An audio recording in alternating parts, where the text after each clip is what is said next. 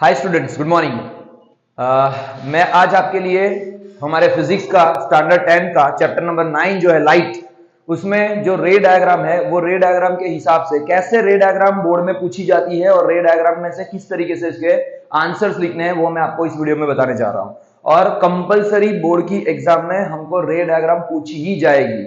आपको कंपलसरी रे डायग्राम सीखनी है क्योंकि वो क्वेश्चन नंबर सेक्शन बी में क्वेश्चन 2 मार्क्स के लिए अभी आता है और सेक्शन सी में क्वेश्चन 3 मार्क्स के लिए भी आता है और कंपलसरी आपको रे डायग्राम पूछी ही जाती है। दैट्स व्हाई आपको ये लाइट चैप्टर के अंदर रे डायग्राम बहुत ही अच्छी तरह से लर्न करनी है, जो मैं आज आपको सिखाने जा रहा हूं। और टोटल 16 रे डायग्राम है। कितनी है टोटल? 16। 6 नहीं है, फिर से बता रहा हूं, कॉन्केव मिरर की 6 रे डायग्राम है। मैं पहले आपको कॉन्केव और कॉन्वेक्स मिरर की रे डायग्राम बताने जा रहा हूं। तो पहले कॉन्केव मिरर की 6 रे डायग्राम है, वो हम लोग देखेंगे। दूसरा मिरर हमारा होता है कॉन्वेक्स मिरर, तो उसके भी बारे में देखेंगे। उसमें 2 रे डायग्राम होती है, यानी 6 ray diagram of the concave mirror, 2 ray diagrams of the convex mirror. And वैसा ही same to same similarly lenses के अंदर होता है कॉन्केव लेंस और कॉन्वेक्स लेंस। जो कॉन्केव मिरर होता है उसका रिवर्स मतलब कॉन्वेक्स लेंस होता है, जिसकी भी 6 रे डायग्राम है।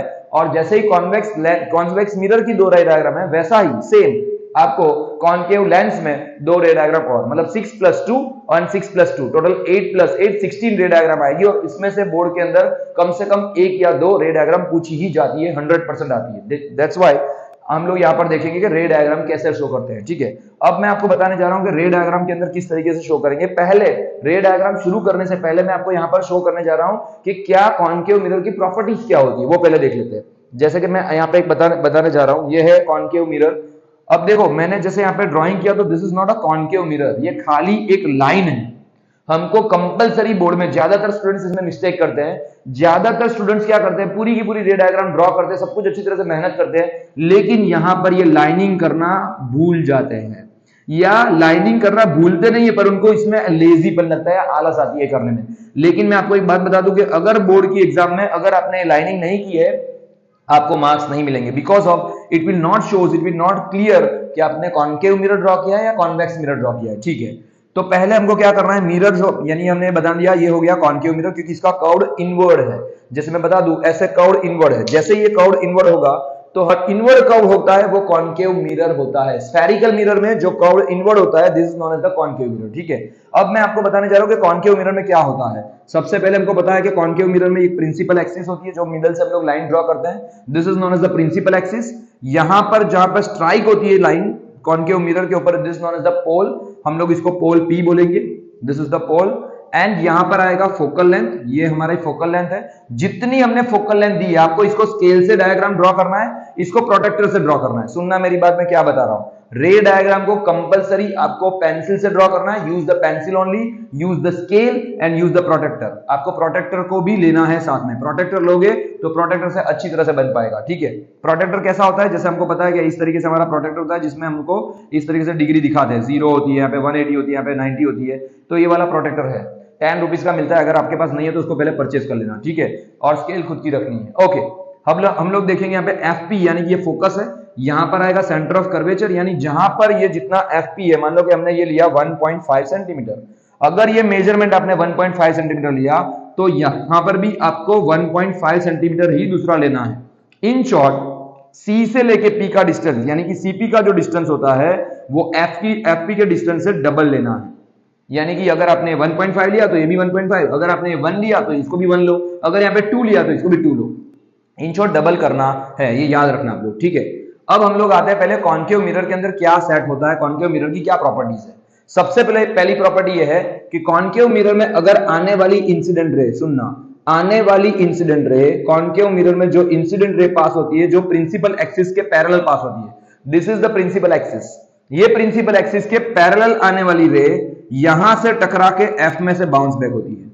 सुनना पॉइंट, क्या बोला मैंने कि पैरेलल आने वाली रे, सपोज ये पैरेलल रे मैंने ड्रॉ की है, ये प्रिंसिपल एक्सिस से पैरेलल आने वाली रे टकरा के यानी कि रिफ्लेक्ट होके कहां पे से जाएगी, F में से बाउंस बैक होगी। मैं दूसरी एक रे बना रहा हूं, suppose I am drawing here the parallel ray of the principal axis. Listen किया, ये पैरेलल रे है, सपोज ये पैरेलल रे है। ये पैरेलल रे अगर प्रिंसिपल एक्सिस के मैंने पैरेलल इंसिडेंट रे ड्रॉ की है, वापस कहां से निकलेगी, F में से निकलेगी। ठीक है, रिफ्लेक्ट होके F में से निकलेगी। और मैं एक रे बना सकता हूं, जैसे मैंने ऐसे प्रिंसिपल एक्सिस के पैरेलल रे बनाई, तो वापस कहां से निकलेगी, एफ में से निकलेगी। ये आपको रूल याद रखना है, और 6 की 6 रे डायग्राम में आपको ये रूल याद रखना ही है, क्योंकि एक रे आपको ड्रॉ करनी ही पड़ेगी ईच एंड एवरी रे डायग्राम में, जो होगी प्रिंसिपल एक्सिस के पैरेलल, जो निकलेगी एफ से। और यहां पर सारी की सारी रे कहां पे से, एफ से निकल रही है, that's why it is known as the converging mirror.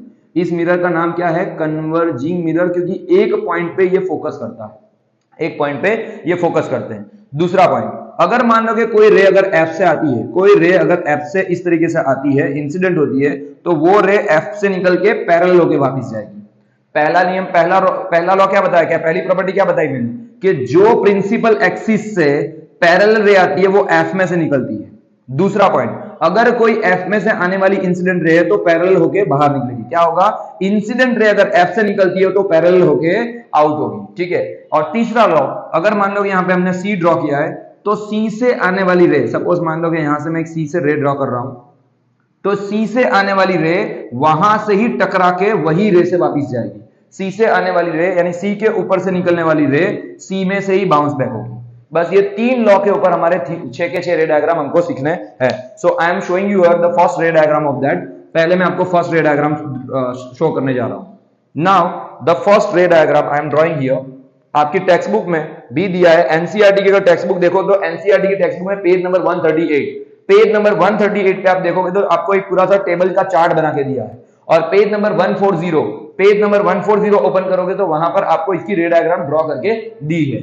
अभी मैं आपको ये बताने जा रहा हूं, जैसे कि हम लोग ने कॉन्केव मिरर ड्रॉ किया, this is the concave mirror. अगर लाइनिंग नहीं बताओगे मार्क्स कटेंगे, आपका मिरर शो नहीं करेगा। That's why you need to draw the lines here. आपको कंपलसरी लाइंस ड्रॉ करनी है। This is the concave mirror. हम इसका नाम दे देते, जैसे एमएन है या एबी है, कुछ भी आप नाम दे सकते हो, अपना नाम का भी इनिशियल लिख सकते हो। यहां से मैं सेंटर में एक प्रिंसिपल एक्सिस ड्रॉ कर रहा हूं, this is the principal axis.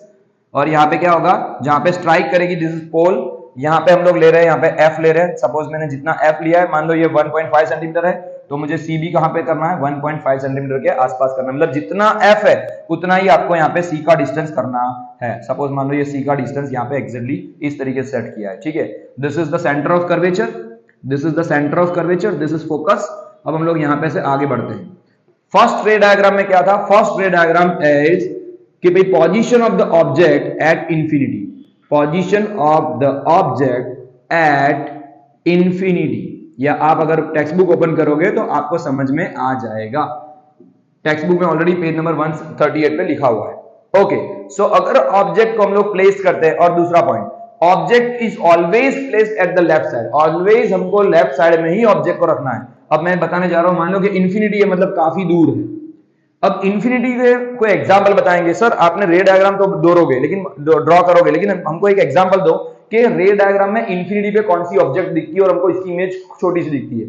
जैसे कि मैं बता दूं कि हम लोग जब स्टार है, हम लोग जब स्काई में स्टार को देखते हैं तो स्टार बहुत ही दूर है, बहुत ही दूर है। स्टार हमको मतलब बहुत ही इंफिनिटी लेवल पे है, इसलिए वो जितना दूर है इसलिए उसकी इमेज हमारी आंख के अंदर बहुत ही छोटी सी एक पॉइंट साइज बनती है। वही इसका आंसर है। जैसे कि हम लोग प्लेन को देखते हैं तो प्लेन जब टेक ऑफ करता है, प्लेन जब उड़ के बहुत दूर दूर दूर जाता है, हम लोग कभी नीचे से यानी जमीन पे से हम लोग प्लेन को देखते हैं तो हमको इतना सा छोटा सा दिखता है, बिकॉज ऑफ जो प्लेन है वो उसका मतलब ये नहीं प्लेन छोटा हो गया, लेकिन यहां से डिस्टेंस उसका बढ़ता जा रहा है, इंफिनिटी पे जा रहा है, तो वो इमेज हमको छोटी दिखती है। बस वही बात यहाँ पर है। I am just drawing here. पहले मैं यहाँ पे एक इमेज बना, ड्रॉइंग ऑब्जेक्ट बना देता हूं। This is the object here. Suppose मान लो ये हमारा ऑब्जेक्ट है, ये हमने ऑब्जेक्ट को ड्रॉ किया है, दिस इज द ऑब्जेक्ट, ठीक है। और यहां पर वही ऑब्जेक्ट को मैं, क्योंकि इंफिनिटी पे होगा वो ऑब्जेक्ट काफी बड़ा होता है, तो हम लोग ऐसा मान के चलते हैं ये ऑब्जेक्ट है।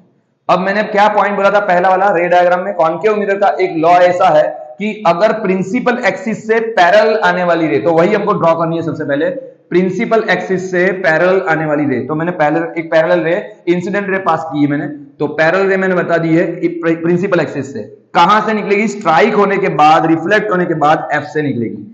तो हमने यहाँ पे एफ से रे को बाहर निकाला है, ठीक है। वैसा ही सेम मैं दूसरी रे यहां से ले रहा हूं, प्रिंसिपल एक्सिस से पैरेलल आने वाली रे, यानी कि ये इंसिडेंट रे मैंने पैरेलल ड्रॉ की है, और यही रे टकराने के बाद कहां से निकलेगी, एफ से बाउंस बैक होगी, ठीक है। दिस इज द, और हमको क्या देखना है कि रिफ्लेक्टेड रे जहां पे टकराएगी, ये दोनों ही रिफ्लेक्टेड रे यहां पर एफ पे टकरा रही है। That's why this is the answer of the first ray diagram. आपको अगर बोर्ड में ऐसा पूछा जाए तो आपको क्वेश्चन इस तरीके होगा, इस तरीके से क्वेश्चन होगा कि व्हाट इज द, मतलब ऐसा मैं क्वेश्चन जस्ट लिख रहा हूं, कैसा क्वेश्चन होगा?